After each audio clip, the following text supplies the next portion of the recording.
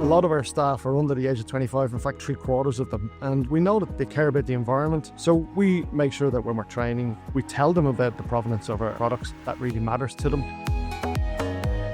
We as franchise owners, we have very high standards, and I'm always blown away by the fact that our crew and managers actually take those standards to a higher level time and time again. I think the biggest impact in terms of my role would definitely be, the confidence you get. You're looking after 70 people, thousands of customers every week.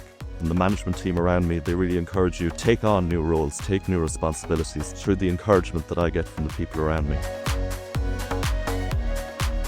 The partnership that we have with McDonald's, the recently published economic impact report quantified that relationship at €240 million. So it's a very significant part of business. Irish farmers and the whole supply chain are very cognizant of the value of that business.